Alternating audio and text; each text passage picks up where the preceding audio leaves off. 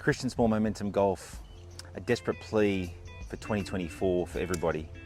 Please stop working on rotating your hips from the top of the swing. That's what I would like you to do for 2024.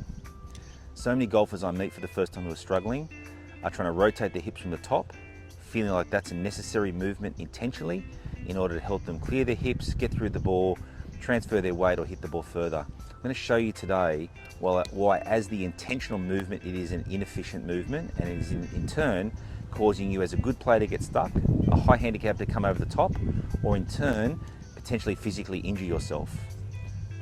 So if we get set up and we line our club to our target on the yellow line and we understand what it is we're trying to achieve, there is no coach in the world who says I want you to swing over the top. So we're assuming that over the top is incorrect because nobody's teaching that. There must only be two other ways. You're either swinging the club down the yellow line or the target line, which is a zero path swing, or you're trying to swing the club from the inside path, which is an orange line swing. Today you're going to learn how rotating your hips from the top is making everything more complicated for you. So I would suggest if your coach is teaching you that, he doesn't fully understand how to combine or synchronize the movement of the body and the movement of the club face together in order to provide reliability in a one-way, how to apply force to that swing to allow someone to maximize their capability. So when we make a backswing, what we're doing, we have an orange line which is on the inside path. We have our hips here, which this orange line, when we turn, we've now opened up. And what we've done is we've opened up as we've turned with the right hip. We've opened up this space right here. This is the space that everybody's looking for. Slot. It's the space for the hands to transition down that is created by the hips turning. So again, if we look at this spot here, and then we look at a good right side turn, this is the space, this is the slot, this is the window that we're looking for. Now, if you're working on, or you're getting coached to intentionally rotate your hips from the top, as soon as that becomes your intention, that space is now gone. Now, depending on your skill level and your body capability, you'll either come over the top, or if you can get the club from the inside, you'll get stuck because this right hip gets in the way. So what bothers me, it's a pandemic in golf coaching and golf information, is that people are getting told to clear their hips to create space to get the club through the ball, to create space to get through the ball, to create space by rotating to transfer their weight. You need a small shift of weight from the right to the left in the downswing. So to intentionally try and do that is only creating an over-the-top swing, or for a better player, a stuck swing.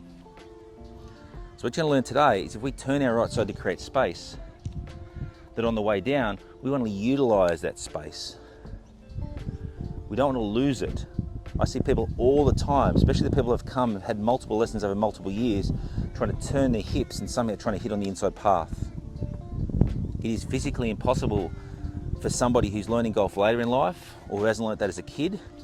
When you learn as a kid, you can move that way and your body becomes supple enough because you've learnt from such a young age where you can rotate the hips, you can get enough side bend in order to get the hands down, but you will still get stuck. You will still get stuck.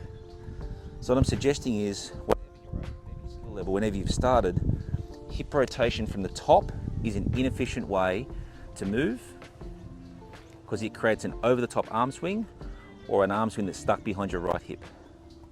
So what you're going to learn today is we want to create the space to the right side by right shoulder and right hip turning. There's the space. We want to swing the right arm and club down. As you're a better player, you're going to think about the left arm dragging the club down in that space. If you're a slicer, you're going to think about the right arm doing it. And what you're going to work on today is a really cool movement which I call posting. You're going to post up. And when you post up as the intention, rather than rotate as the intention, you can see the difference in how the swing looks based on my intention. Rotation, posting. Rotation, posting. When you watch those two movements, you don't need to teach golf to see which one's more efficient, which one's more reliable. So what I encourage you to do is have a think about in 2024 what you're actually working on, what you're trying to achieve, and if you feel like you're going to get it, if you're actually getting better.